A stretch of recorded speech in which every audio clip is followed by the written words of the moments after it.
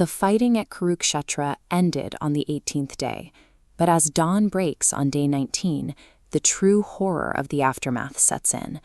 The treaties are signed and the weapons are laid down.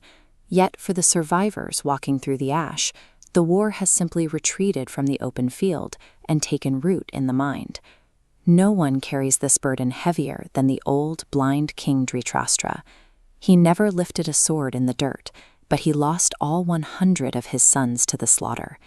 He used to command the entire continent from a golden throne.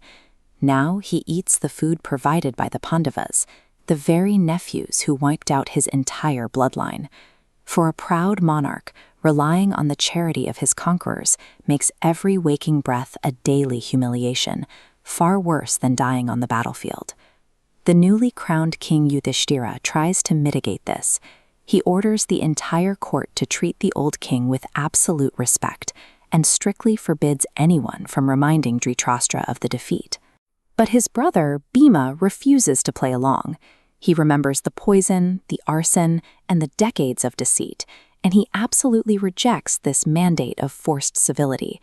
Instead, Bhima engages in quiet psychological warfare. Whenever he is near the old king, he makes sure to loudly boast to his friends about exactly how he shattered the thighs and crushed the arms of the king's dead sons. This diagram shows putramo, a blind, consuming attachment to one's children. Bhima uses these taunts to intentionally squeeze that vulnerability. By swallowing this grief in public, the palace becomes a psychological trap. Suppressed rage eventually fractures under the strain.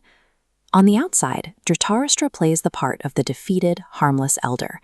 He nods at the royal council, offers a tight smile, and bites his tongue. Internally, that deep attachment to his dead children is rapidly mutating into a hyper-focused, murderous hatred directed entirely at Bhima. The breaking point occurs during a formal royal gathering. Under the guise of family reconciliation, Dhritarashtra calls Bhima forward, asking to embrace his beloved nephew. It is a lethal trap. The blind king was born with legendary, supernatural physical strength, and he plans to crush Bhima the moment their chests touch. When intense grief is denied a healthy emotional outlet, it ferments. It builds up until it requires a targeted, devastating act of violence to find relief. Fortunately, Krishna is standing in the room. He reads the dangerous tension in the old king's arms and immediately spots the trap. As Bhima steps forward, completely unaware of the danger, Krishna grabs him by the shoulder and silently yanks him backward.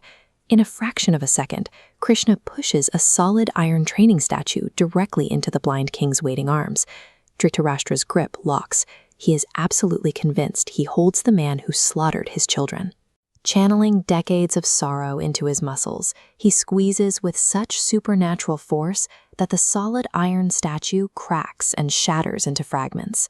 The physical exertion completely drains him. He immediately collapses to the marble floor and weeps in horror, believing he has just murdered his own nephew in cold blood. Krishna allows him to break down before kneeling beside him. He gently explains that Bhima is entirely safe, revealing that the king has only destroyed a piece of metal. Staring at the broken iron, Dhritarashtra realizes a harsh truth. He possesses the physical strength to crush steel, but all that raw power is completely useless against the suffocating weight of his unhealed trauma. Those shattered iron fragments serve as a psychological mirror. They prove to Dhritarashtra that his mind is still fighting a war that ended years ago. He realizes that sitting on silk cushions and eating royal food is keeping him spiritually sick, tethering him to his anger. This diagram maps out vanaprastha, the renunciation stage of life. It is a deliberate departure from worldly power and comfort to seek clarity in nature. Dhritarashtra finally makes the crossing, permanently leaving the palace to perform penance in the deep forest. He does not travel alone. His wife Gandhari, his wise advisor Vidura, and even Kunti, the mother of the Pandavas, choose to walk away from Hastinapur with him. They understand that true psychological peace is impossible to achieve if you stay in the exact environment that feeds your toxic attachments. You have to walk away. Years pass in the quiet shade of the trees. The elders adapt to an ascetic life, trading their royal anger for deep meditation and stillness. But nature rarely offers a permanent sanctuary.